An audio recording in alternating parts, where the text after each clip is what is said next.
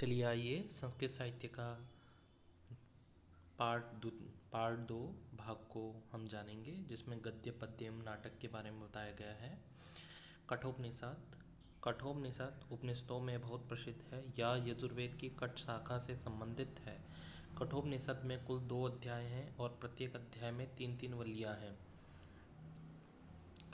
प्रथम अध्याय में प्रथम वल्ली 29 श्लोक, द्वितीय वल्ली 25 श्लोक, तृतीय वल्ली 17 श्लोक, कुल मंत्र 71 श्लोक। द्वितीय अध्याय में प्रथम वल्ली 15 श्लोक, द्वितीय वल्ली 15 श्लोक, तृतीय वल्ली 18 श्लोक, कुल मंत्र 48। इस प्रकार कठोपनिषद में लगभग 119 मंत्र हैं। सर्वप्रथम नचिकेता की कथा का वर्णन तैत्तिरीय ब्राह्मण में मिलता है। पुनः कठोपनिषद में यम नचिकेता की कथा है। इसके अतिरिक्त नचिकेता का उपाख्यान महाभारत के अनुशासन पर्व में भी आया है। आत्मतत्व विवेचन की दृष्टि से कठोपनिषद अत्यंत प्रसिद्ध है। कठोपनिषद में यज्ञ विद्या अग्नि विद्या का संक्षेप में वर्णन प्राप्त होता है। प्रथम अध्याय में नचिकेता और यम के उपाख्यान द्वारा आत्मा और ब्रह्म की व्याख्या की गई है। प्रथम अध्याय प्रथम वल्ली कठोपनिषद का शांति पाठ। ओम सहनाववतु सहनौ भुनक्तु सह वीर्यं करवावहै तेजस्विनावधीतमस्तु मा विद्विषावहै। ओम पूर्ण ब्रह्म परमात्मा नौ हम दोनों की भुनक्तु पालन करे, करवावहै प्राप्त करे, तेजस्वी तेजोमयी माँ विद्विषावहै हम दोनों पे परस्पर देश ना करे, सह साथ साथ अवतु रक्षा करे, वीर्यम शक्ति अधीतम पड़ी हुई विद्या अस्तु हो। गौतम वंशीय महर्षि अरुण के पुत्र उद्दालक ऋषि ने फल की कामना से विश्वजीत नामक यज्ञ किया। उद्दालक यज्ञ की दक्षिणा में दुग्ध तथा प्रजनन शक्ति से हीन गाय दे रहे थे। ये कथा वर्णित आती है, जिसमें नचिकेता अपने पिता को ऐसी गाय दान करने से रोकते हैं। पिता के क्रोध की शांति के लिए नचिकेता ने प्रथम वर के रूप में पिता की प्रसन्नता मांगी। शांत संकल्पः सुमनसा यथा स्यात् वीतमन्युर्गौतमो माभिमित्यो त्वत्प्रसृष्टं मा विवदेत् प्रतीता एतत्त्रयाणां प्रथमं वरं वृणे। द्वितीय वर अग्नि विद्या का ज्ञान। दूसरे वर के रूप में नचिकेता ने उस अग्नि विद्या का ज्ञान मांगा जिसके द्वारा अत्यंत सुख के लोक स्वर्ग की प्राप्ति होती है और किसी भी प्रकार का भय नहीं रह जाता। स्वतमग्निम सर्ग्यामध्येषि मृत्यो प्रब्रूहि त्वं सद्दधानाय मह्यं सर्गलोका अमृतत्वं भजन्ता एतद्द्वितीयेन वृणे वरेण। नचिकेता की विलक्षण प्रतिभा देखकर यम ने प्रसन्न होकर इस अग्नि विद्या को नचिकेता के नाम से ही प्रसिद्ध होने का वरदान दिया और अनेक रूपों वाली माला श्रृंखला प्रदान की। तृतीय वर आत्म तत्व का ज्ञान। तीसरे वर के रूप में नचिकेता ने मनुष्य की मृत्यु के बाद के आत्मास्तित्व के विषय में जिज्ञासा की। ये यम प्रेते विचिकित्सा मनुष्यस्थित्येके नायमस्तीति चैके एतद्विद्या मनुष्यस्त्वयां त्वयाहं वराणामेषा वरस्तृतीयः। नचिकेता के दृढ़ संकल्प और आत्मज्ञान प्राप्ति के लिए योग्यता देखकर यम ने आत्मतत्व का उपदेश दिया। प्रथम अध्याय द्वितीय वल्ली में जीवात्मा और परमात्मा के स्वरूप का पृथक पृथक वर्णन किया गया है। श्रेय तथा प्रेय मार्ग। प्रेय मार्ग भौतिक सुख समृद्धि का मार्ग है और श्रेय दुखों से छोड़कर नित्य आनंद स्वरूप परम ब्रह्म पुरुषोत्तम को प्राप्त करने का मार्ग है। श्रेयश्च प्रेयस्य मनुष्यमेतस्तोषं परित्य विनिविक्ति धीरा श्रेयो हि धीरोऽभिप्रेयसो वृणीते प्रेयो मंदो योगक्षेमात् वृणीते। आत्मा का स्वरूप। यमराज आत्मा के शुद्ध स्वरूप और उसकी नित्यता का निरूपण नचिकेता से करते हैं। यह आत्मा अजन्मा नित्य सदा एक रस रहने वाला पुरातन है और कभी भी इसका नाश नहीं किया जा सकता। अजो नित्य शाश्वतोऽयं पुराणो न हन्यते हन्यमाने शरीरे। तृतीय वल्ली में परमात्मा को प्राप्त करने का साधन यम ने नचिकेता को बताया है। जीवात्मा शरीर मन बुद्धि तथा इंद्रियों का पारस्परिक संबंध प्रदर्शित करने के लिए कठोपनिषद में रथ रूपक को प्रस्तुत किया है। आत्मानं रथिनं वृद्धि शरीरं रथमेव तु बुद्धिं तु सारथिं वृद्धि मना प्रग्रहमेव च इंद्रियाणि ह्यानाहुर्विषयास्तेषु गोचरान् आत्मे आत्मेन्द्रिया मनोयुक्तम भोक्तेत्याहुर्मनीषिणा। यम नचिकेता को बताते हुए कहते हैं कि तुम जीवात्मा को रथ का स्वामी समझो और शरीर को रथ तथा बुद्धि को सारथी समझो और मन को लगाम समझो। जीवात्मा रथी, बुद्धि सारथी, इंद्रियां घोड़े, शरीर रथ, मन लगाम, विषय मार्ग। यम नचिकेता से इंद्रियों के विषय में बताते हुए कहते हैं कि इंद्रियभ्यः परः ह्यर्था अर्थेभ्यश्च परम मना मनसस्तु परा बुद्धि बुद्धिरात्मा महान परा। इंद्रिया विषय मन, बुद्धि, आत्मा, अव्यक्त माया, परम पुरुष। इंद्रियों से शब्दादि विषय बलवान है, शब्दादि विषयों से मन प्रबल है, मन से बुद्धि प्रबल है और बुद्धि से भी महान जो है वह आत्मा अत्यंत श्रेष्ठ बलवान है। आत्मा का साक्षात्कार, आत्मा के साक्षात्कार की प्रक्रिया यह है कि स्थूल तत्व को उससे अधिक सूक्ष्म तत्वों में उत्तरोत्तर विलीन करना पड़ता है। यच्छेद्वांग मनसि प्राज्ञस्तद्यच्छेद ज्ञान आत्मनि ज्ञानमात्मनि महति नियतच्छेद तद्यच्छेदांत आत्मनि। बुद्धिमान साधक को चाहिए कि वह वाक आदि समस्त इंद्रियों को मन में निरुद्ध करे, फिर उस मन को ज्ञान स्वरूप बुद्धि में विलीन करे, ज्ञान स्वरूप बुद्धि को महान आत्मा में विलीन करे और उस आत्मा को शांत स्वरूप परम पुरुष परमात्मा में विलीन करे। वाणी से मन, मन से बुद्धि, बुद्धि से आत्मा, परम पुरुष परमात्मा।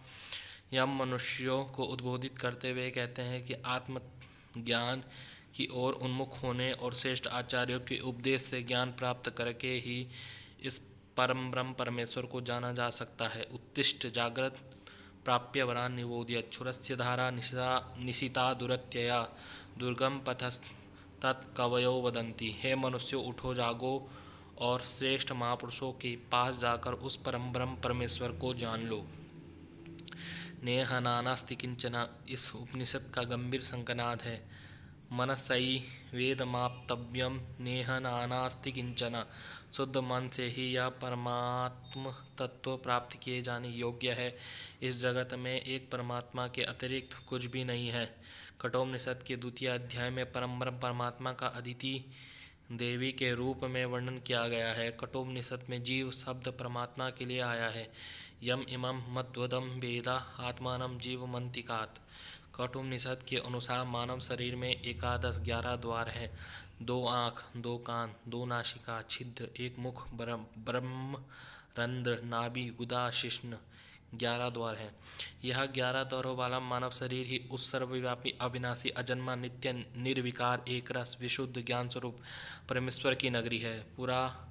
पुरमेकादश द्वार मजस्या वक्रचेतसा अनुष्ठाय न शोचति विमुक्तश्च विमुच्यते। कठोपनिषद के द्वितीय अध्याय के द्वितीय वल्ली में अग्नि का दृष्टांत देकर उस परम ब्रह्म परमेश्वर की व्यापकता का वर्णन किया गया है। अग्निर्यथेको भुवनं प्रविष्टो रूपं रूपं प्रतिरूपो बभूव एकस्तथा सर्वभूतांतरात्मा रूपं रूपं प्रतिरूपो बहिश्च। जिस प्रकार समस्त ब्रह्मांड में प्रविष्ट एक ही अग्नि नाना रूपों में प्रकट होकर विभिन्न रूप धारण करती है, उसी प्रकार समस्त प्राणियों के अंतरात्मा परम ब्रह्म परमात्मा एक होते हुए भी नाना रूपों में प्रकट होते हैं। कठोपनिषद के द्वितीय अध्याय के तृतीय वल्ली में यह बताया गया है कि उस परमात्मा ही सब पर शासन करने वाला है और उस सब उसके नियंत्रण में ही हो रहा है। भयादस्याग्निस्तपति भयात्तपति सूर्य भयादिन्द्रश्च वायुश्च मृत्युर्धावति पंचमा। उस परमेश्वर के भय से अग्नि तपता है, उसी के भय से सूर्य तपता है, उसी परमेश्वर के भय से इंद्र, वायु और 5वें मृत्यु देवता अपने अपने कामों में प्रवृत्त हो रहे हैं। तृतीय अध्याय में योग की सर्वोत्तम स्थिति बतलाते हुए योगियों की परम गति का वर्णन किया गया है। कठोपनिषद में यम नचिकेता को योग के विषय में बताते हुए कहते हैं कि इंद्रिय, मन और बुद्धि की स्थिर धारणा का नाम योग है। कठोपनिषद में नाड़ियों की संख्या कुल 101 बताई गई है, जिसमें सुषुम्ना प्रमुख है। ओम सहनाववतु सहनौ भुनक्तु सह वीर्यं करवावहै तेजस्विनावधीतमस्तु मा विद्विषावहै। ओम शांति ही शांति ही शांति ही। सर्वरक्षक परमेश्वर हम आचार्य और शिष्य दोनों की साथ साथ रक्षा करें, हम दोनों का साथ साथ पालन करें, हम दोनों साथ साथ विद्या विषयक पराक्रम पुरुषार्थ करें, हम दोनों का अध्ययन तेजोयुक्त हो, हम परस्पर द्वेष न करें, हमें त्रिविध ताप से शांति मिले। ओम उसन्हा वै वाजस्रवशा सर्ववेदसं ददौ तस्याः नचिकेता नाम पुत्र आश। ऐसी प्रसिद्धि है कि अपने विश्वजित यज्ञ की सफलता की कामना करने वाले वाजस्रवस ने सर्वस्व दान कर दिया। उसका नचिकेता नामक पुत्र था। तय हा कुमारन हा संतम दक्षिणा सुनीयमानाशु श्रद्धा विवेश सोमन्यत। जिस समय ऋतुजों के लिए दक्षिणाओं तत्स्वरूप गायों को वाजस्रवस के लोक ले जा रहे थे, तभी कुमार होने पर भी उस नचिकेता में श्रद्धा का प्रवेश हुआ। वह सोचने लगा, सदा के पीतोदका जगदतीर्णा दुग्धदोह नितीन्द्रियः आनंदानामते लोका तांसा गच्छति ताददत्। सदा के लिए पानी पी चुकी, घास खा चुकी, दुही जा चुकी तथा इंद्रिय प्रजननादि शक्ति से विहीन हुई उस जीर्ण गायों को देने वाला यमराज निसंदेह जो सुख रहित लोक है उन्हें प्राप्त करता है। उसने पिता से कहा, पिताजी आप मुझे किसको दोगे? दूसरी तीसरी बार उसने यही बात कहा। तब पिता ने कहा, तुम्हें मृत्यु को देता हूँ। बहुतों के बीच मैं प्रथम हूँ, अन्यों बहुतों के बीच मध्यम हूँ। यम का ऐसा कौन सा काम है जिसे पिताजी आज मेरे द्वारा करेंगे या करना चाहते हैं? पिताजी पूर्व पुरुष जैसा आचरण किया करते थे, उनको भली भांति देखिए। अन्य वर्तमान कालीन पुरुष जैसा आचरण करते हैं, उसे भी देखिए। मनुष्य खेती फसल की तरह पकता वृद्ध होकर मर जाता है और खेती की तरह ही पुनः उत्पन्न हो जाता है।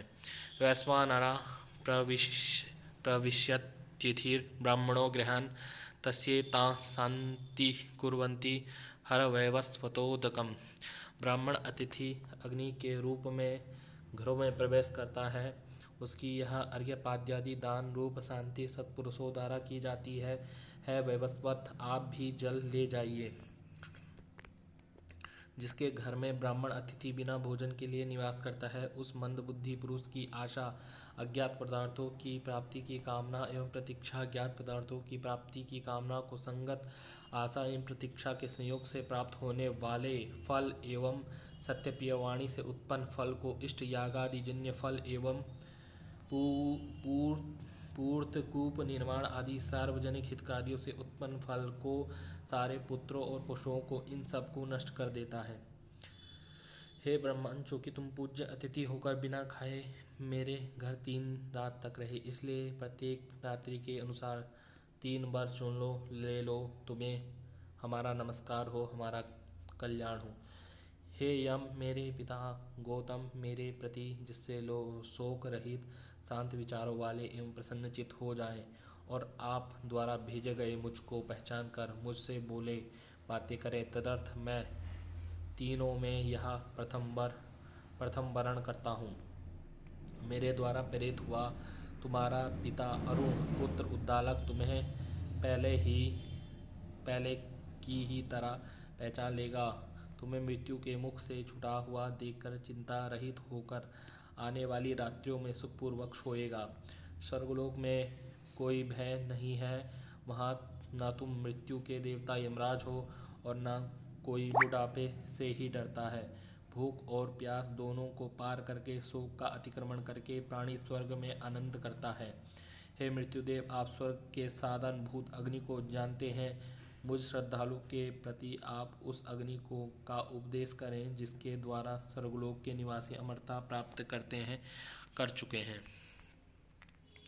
हे नचिकेता, स्वर्ग यम ने लोगों आदि अग्नि का तथा उसके चयन में जैसी और जितनी ईंटें होती है एवं जिस प्रकार उसका चयन किया जाता है, उस सब का नचिकेता के प्रति वर्णन कर दिया। उसने भी उसे ज्यों का त्यों दोहरा दिया। तब उसे प्रसन्न होकर यमराज ने पुनः कहा। प्रसन्न होते हुए महात्मा यम ने उससे कहा, अब मैं तुम्हें फिर एक वर और देता हूँ। यह अग्नि और तुम्हारे नाम से प्रसिद्ध होगा और तुम इस अनेक रूपों वाली अर्थात विचित्र माला को ग्रहण करो।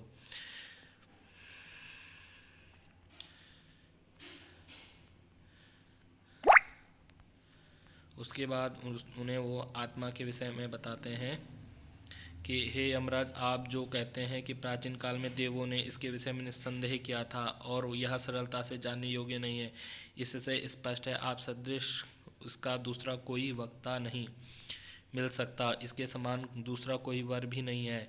हे नचिकेता, तुम शतायु पुत्र पौत्र अनेक पशु हाथी सुवर्ण और घोड़े मांग लो, महान भूमंडल भी मांग लो और स्वयं भी जितने वर्ष चाहो जियो। इसके समान यदि तुम कोई और वर समझते हो तो उसे तथा धन और चिरस्थायी जीविका मांग लो।